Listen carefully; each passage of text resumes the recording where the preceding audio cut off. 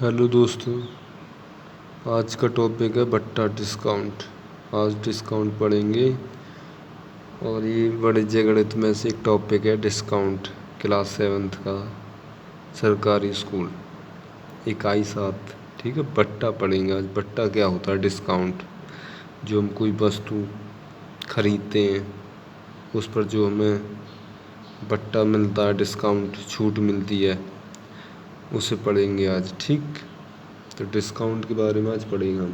ठीक है, डिस्काउंट क्या होता है?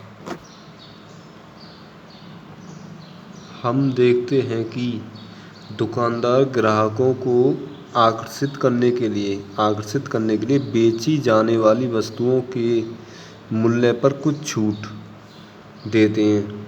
इस छूट को बट्टा कहते हैं। जैसे आप दवाई लाते हैं, मेडिसन, उस पर भी छूट मिलती है। किताब लाते हैं, उस पर भी छूट मिलती है। इस प्रकार सब वस्तुओं पर छूट मिलती है। वस्तु पर छपा हुआ मूल्य, वस्तु का अंकित मूल्य होता है। जो वस्तु पर मूल्य छपा हुआ होता है उसे अंकित मूल्य कहते हैं। ठीक है ना। देखिए, जैसे ये बुक है एनसीईआरटी की, ये 67 रुपये की है। ठीक, एक प्राइवेट बुक भी होती है। वो प्राइवेट बुक महंगी आती हैं, जिस पर उन पर छूट मिल जाती है।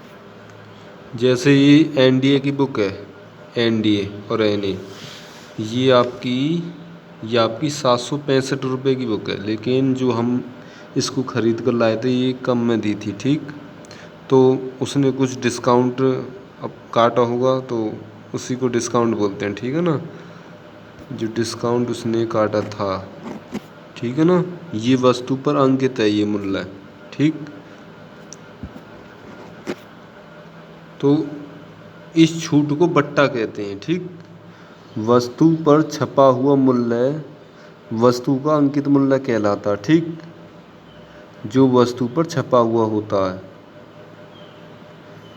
किसी वस्तु के अंकित मूल्य में से बट्टे की राशि निकालने पर जितनी धनराशि दुकानदार को मिलती है। ठीक है, किसी वस्तु के अंकित मूल्य में से बट्टे की राशि यानी बट्टा काट लिया उसने। ठीक है, धनराशि दुकानदार को मिलती है, उसे विक्रय मूल्य बोलते हैं। ठीक है ना। यानी एक पुस्तक है, मान लो 400 रुपये की, उसने बट्टा काट लिया।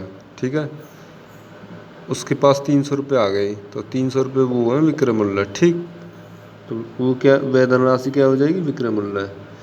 एक दुकान पर लिखा था खादी पर 20% की छूट। इसका अर्थ है कि 100 रुपये छपे मूल्य वाली वस्तु के लिए ग्राहक को 80 देने पड़ते हैं। यहाँ 100 की वस्तु 20 रुपये का बट्टा दिया गया। देखो, पहला पॉइंट है वस्तु पर छपा मूल्य उसका अंकित मूल्य कहलाता है। ठीक, ये तो आप समझ गए।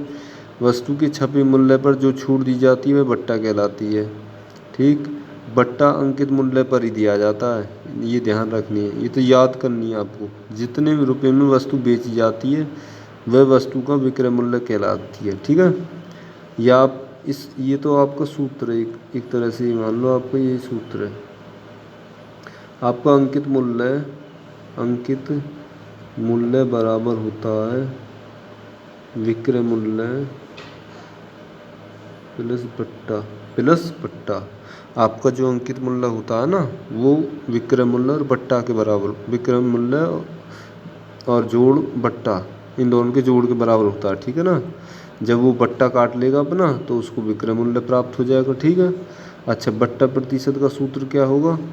अगर बट्टा प्रतिशत निकालें हम तो बट्टा, ठीक है, जितने रुपए का उसने बट्टा काटा गुणा 100 डिवाइडेड बाय क्रिया अंकित मूल्य। ठीक, अंकित मूल्य बट्टा गुणा 100 बट्टे अंकित मूल्य। ठीक है ना।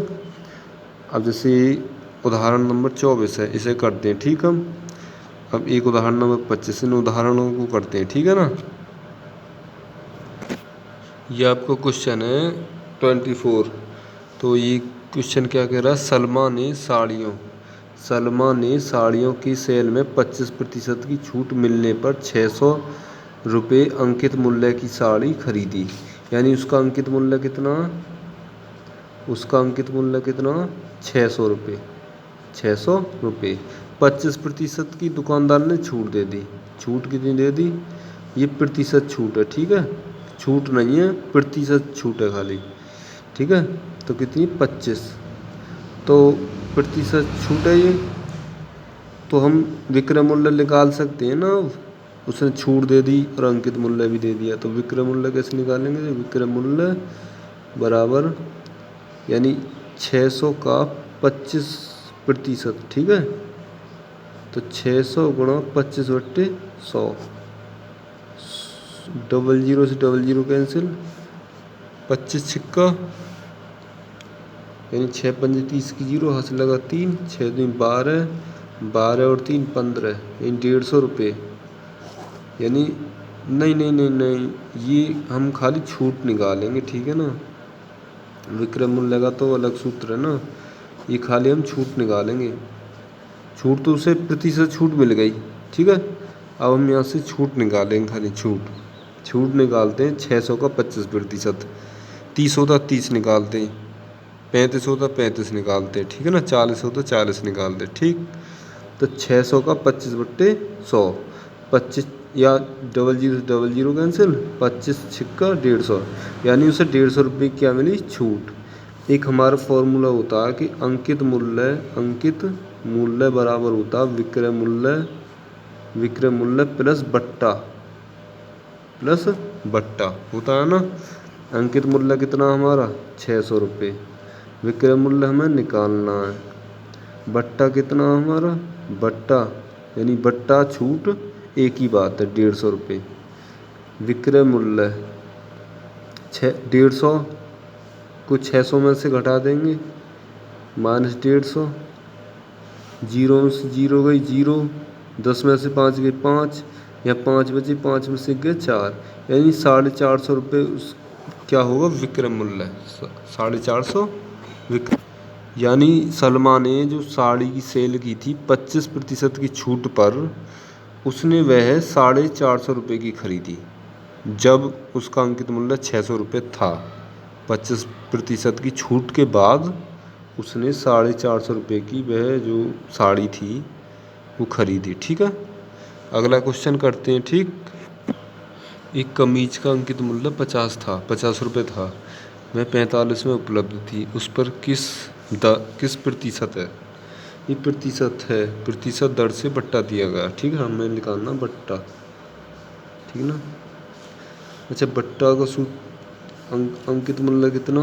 अंकित मूल्य बराबर 50 रुपये, ठीक है। 45 में उपलब्ध थी, 45 में उपलब्ध थी, यानी कि विक्रय मूल्य क्या? विक्रय मूल्य कितना? 45 रुपये। अब लिखाना, हमें बट्टा लिखाना, तो बट्टा कैसे निकालेंगे? तो सूत्र होता हमारा अंकित मूल्य बराबर बट्टा प्लस अगर विक्रय मूल्य उसमें जोड़ दें हम तो वो अंकित मूल्य हो जाता है, ठीक। बट्टा प्लस विक्रय मूल्य, तो हमें क्या निकालना? बट्टा। तो बट्टा अच्छा, अंकित मूल्य की वैल्यू कितनी? 50 रुपये। बट्टा कितना हमारा? बट्टा हमें निकालना है, ठीक है।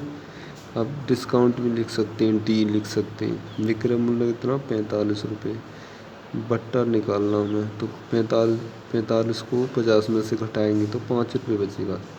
कितना? 5 रुपये, ठीक है ना। तो किस प्रतिशत दर से बट्टा दिया गया? प्रतिशत दर से बट्टा पूछा, तो प्रतिशत बट्टा पूछा एक तरह से। क्या होता?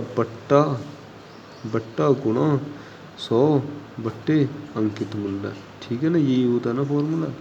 पहले आप फॉर्मूला याद कर लें, ठीक है। बट्टा कितना होता?